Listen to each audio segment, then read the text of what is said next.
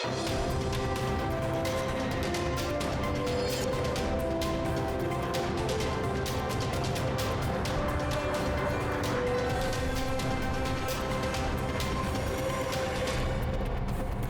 welcome to the daily English news program on Azərbaycan Television with the most important events of the day. I am your host, İlham Məmmədov. On January 20th, President İlham was interviewed by Euronews TV in Davos. Hello and welcome to Eurasia Talks from Davos, and I'm delighted to be joined today by Azerbaijan's President, Mr. İlham Əliyev. Thank you so much for joining us today. It's wonderful to see you. As you join world leaders here in Davos, we are at this moment witnessing a fundamental reassessment of the existing international system. Now, you've warned about this shift before. How does your country engage with this changing world order, and what is your message to world leaders? Well, actually, as you mentioned, we've been facing a situation when international law norms were not obligatory for all the actors of international community. Therefore, our strategic goal was to achieve results based on our national interest and with all respect to international law, do what we thought was right. Yeah. And everything what we've done, whether it's political development or restoration of our sovereignty and territorial integrity, was in line with international law and common values. So today, as you mentioned, international relations are entering the new era where it is not the rule of law, but the rule of strength is ruling the situation. We can see it in different parts of the world. Therefore, it once again signals that every country should base their strategy and policy on their potential, establish good relations with as many countries as possible, sure. First in your region and second on a global scale. And that's what Azerbaijan managed to achieve.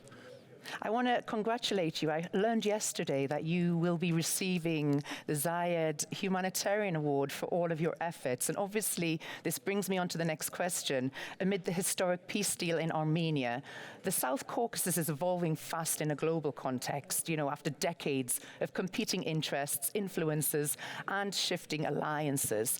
How do you assess the current balance between risk and opportunity in the region? First of all, thank you for congratulations. It's a big honor for me to receive this prestigious award.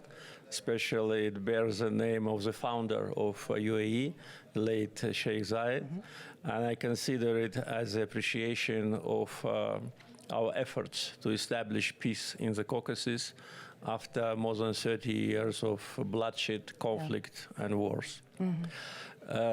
Today, Southern Caucasus also enters a new stage of development. We live in peace only for 5-6 months. Mm-hmm. We are learning to do it. We never lived in peace in all our independent history. And it's a special feeling. And of course, it's a great opportunity. Today, relationship between Armenia and Azerbaijan are already evolving into a cooperation. Yeah. We lifted all the restrictions on cargo transportation to Armenia. Moreover, we started to supply critical commodities to Armenia, primarily oil products, which the country is largely dependent on. And it's a win-win situation. So I think that by joint efforts of Armenia and Azerbaijan, including the civil society, we will achieve not long-lasting peace, but peace forever in the Caucasus. This is our goal. We hope so, yes. With Iran as your neighbor, I want to also mention, how is Azerbaijan engaging with the evolving crisis that we are seeing there? And what is your assessment of its impact of stability across Eurasia, also including the energy markets? Every country, including Azerbaijan, should think about stability around its borders, beyond its borders. With respect to Azerbaijan, we do not have any potential risks inside the country. All the potential risks can come from outside. Okay. Therefore, for us, stability in our neighborhood is something which we always think about, and we've been concerned about some destabilization in Iran. And for us, stability, predictability, and peace in the region is the biggest asset. We suffered from occupation, from war, from losing thousands of victims. Yeah. And today, stability and security for every country is the only way to succeed. With respect to energy market, as you see today, oil price is stable. It is at the appropriate level, at least for Azerbaijan. And it demonstrates that situation in Iran, situation in Venezuela, and in other parts of the world do not seriously influence the price of oil. And this is a good sign because producers and consumers, they need to know the predictability of the situation in order to plan their future. So I hope that situation in the Southern Caucasus and around it will not deteriorate. This is what we really wish to see. And I hope that every country will contribute to regional stability and security. Where do you feel that the South Caucasus sit in terms of being an emerging force in the energy sector and moving in towards the EU as well? With respect to energy sector, Azerbaijan is the only country in the Southern Caucasus which has energy resources and exports them to other countries of the Southern Caucasus, import energy resources from Azerbaijan. Georgia for many years, and now Armenia. And with respect to Europe and European Union, our energy cooperation is growing. Yes. We already supply natural gas to 16 countries, and 10 of them are members of European Union. So by this coverage, by geographical coverage of supply of pipeline gas, Azerbaijan is #1 in the world. We have resources, we have transportation system, modern pipelines. We have good relations with many European countries. And for them, it's a way to strengthen the energy security. For us, it's opportunity to sell our resources on the premium market.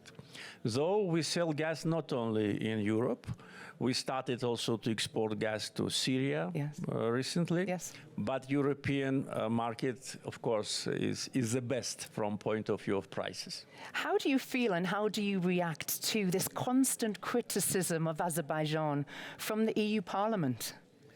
Well, we do not react any longer. Very diplomatic answer. Yeah, we stopped reacting. We did react in the past. But of course, it's so obvious that this bias situation to Azerbaijan is generated by special lobbying groups, by special forces, which cannot digest Azerbaijan's independent policy.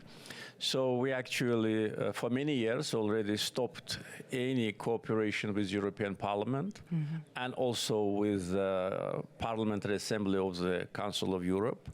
We cooperate with European Commission, and for us, it is enough.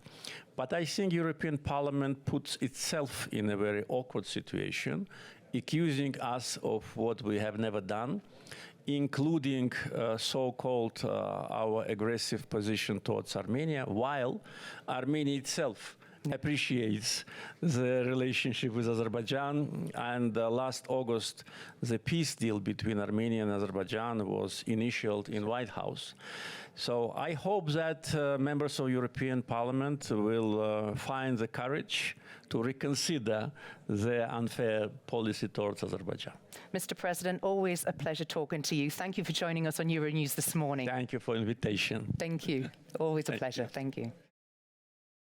The head of state attended the event titled Azerbaijan Executive Breakfast and addressed the questions of business delegates representing different countries on January 20th in Davos.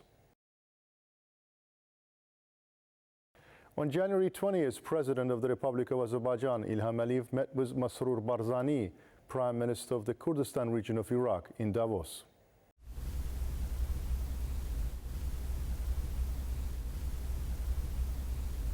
Masroor Barzani passed on greetings of Nichirvan Barzani, head of the Kurdistan region of Iraq, to President Ilham Aliyev. Expressing gratitude for the greetings, the head of state asked that his own greetings be conveyed to Nichirvan Barzani. During the conversation, they fondly recalled Masroor Barzani's visits to Azerbaijan and his previous meetings with President Ilham Aliyev. They exchanged views on the prospects for economic, trade, cultural and humanitarian ties and discussed matters of mutual interest. The head of state also met with President of the Republic of Finland, Alexander Stubb, in Davos.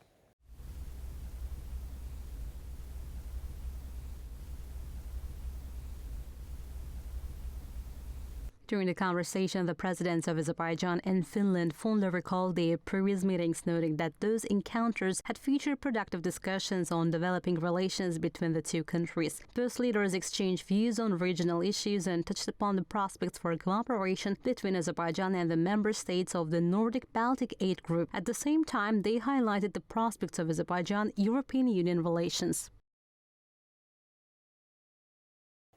President of the Republic of Azerbaijan, Ilham Aliyev, met with Jamie Dimon, Chairman and Chief Executive Officer of JP Morgan, one of the world's leading global financial institutions based in the United States, in Davos, on January 20th.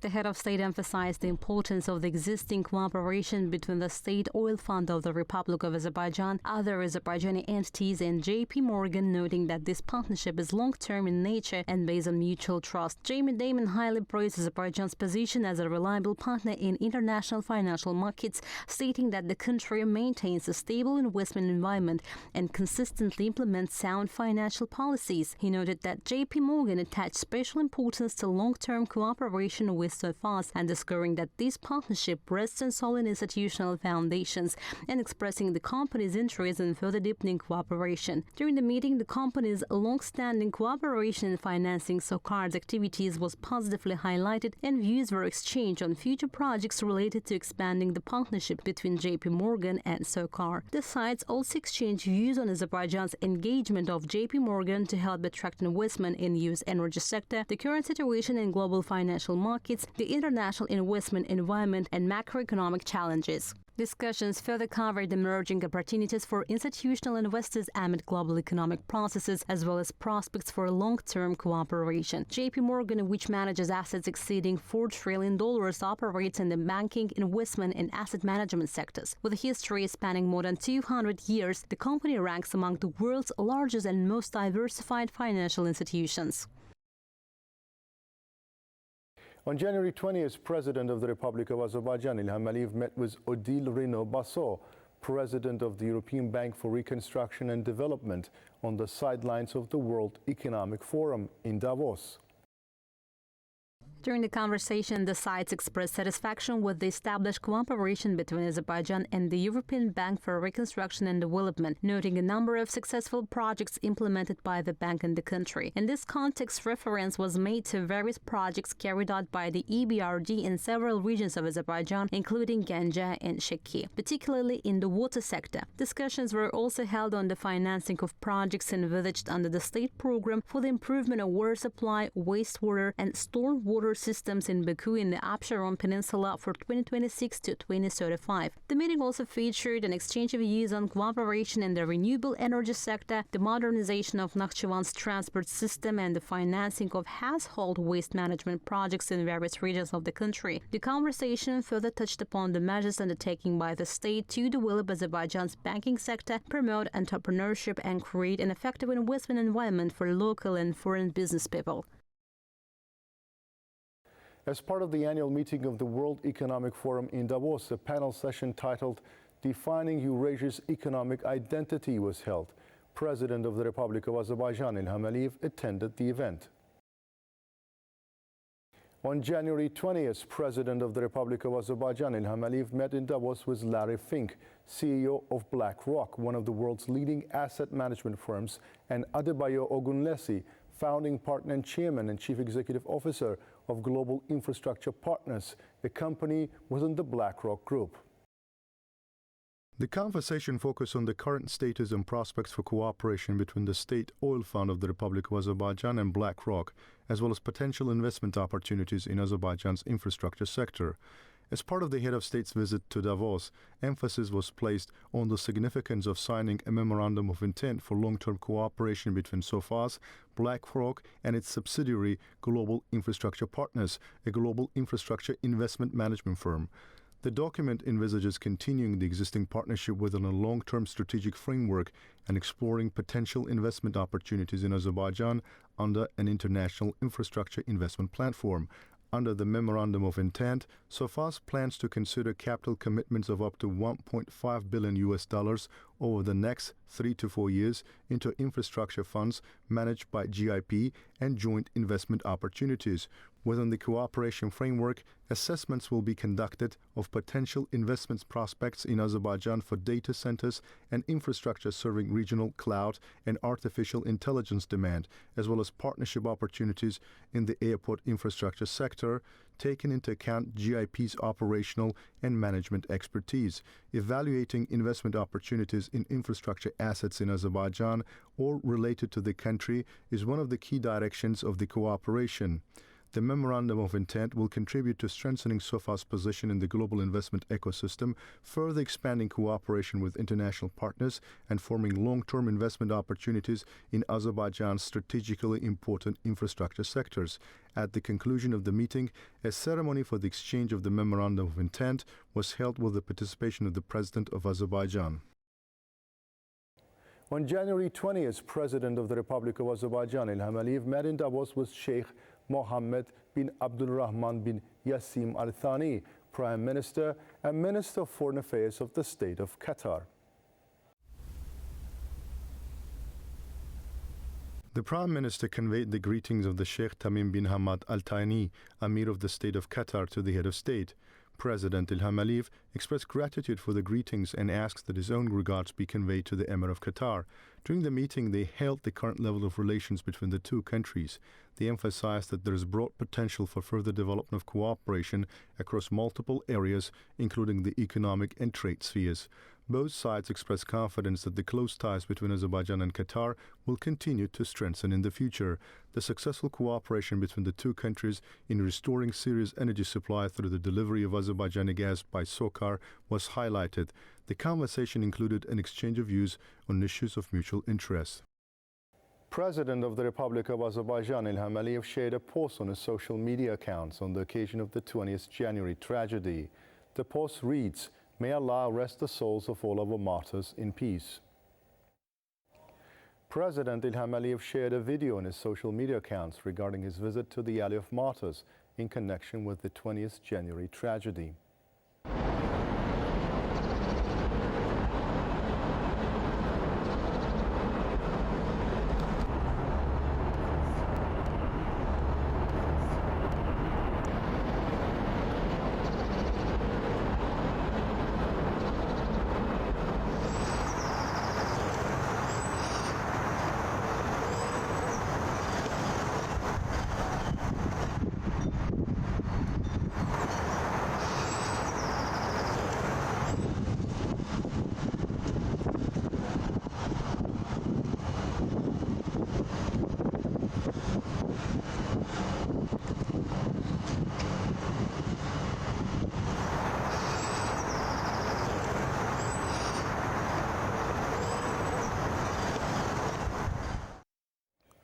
Today marks 36th-year anniversary of the January 20th tragedy. The dear memory of martyrs of January 20th was commemorated with a 1-minute silence throughout the entire country.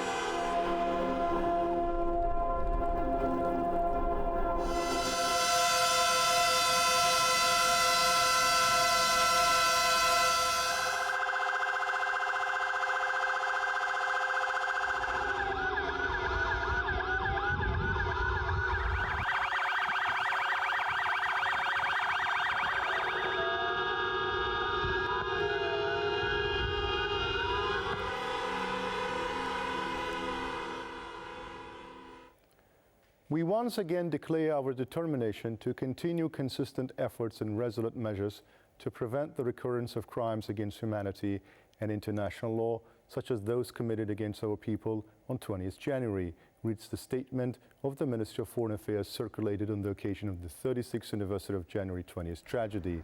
Our glorious victory and the new realities established by Azerbaijan in the region in the subsequent period, the promoted peace and security agenda, the large-scale restoration and construction activities, and the return of former internally displaced persons to the ancestral lands are triumph of unwavering will and determination of our people, including the ideals fought for the martyrs of 20th January and all our heroes who sacrificed their lives for the motherland, reads the statement. That was all for the day. Thank you for being with us. Goodbye.